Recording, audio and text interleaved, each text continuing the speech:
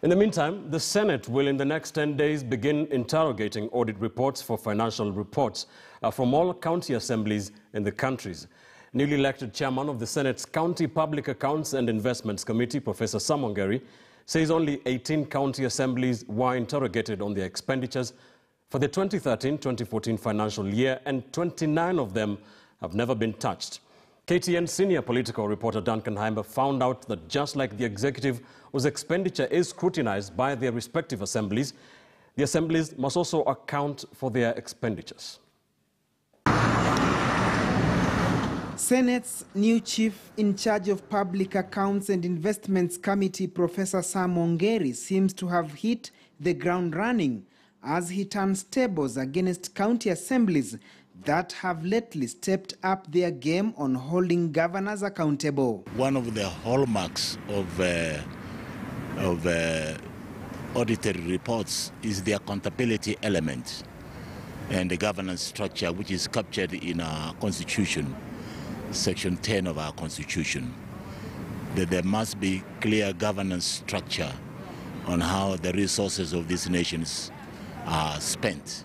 In order to move with speed, the committee will now work in two groups, and every Friday beginning 10th July, two county assemblies will be appearing before Senate, and first on the chopping board will be Kwale and Kilifi counties.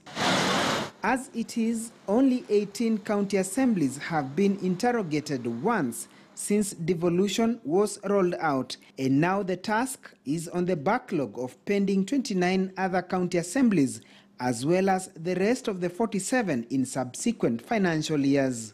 It's a procedural matter because the Senate is fully involved in the initial process of legislation and the final development of the sharing of revenue between the national government and the county government. It's clerks of the assemblies and their respective speakers who double up as chairmen of the county service boards who will answer all audit queries raised by Auditor General's office. With regard to the question of conflicting acts, that of Public Finance Management Act and the County Governments Act, on who between the governor and CC Finance should be interrogated on matters accountability, the professor says the law is clear.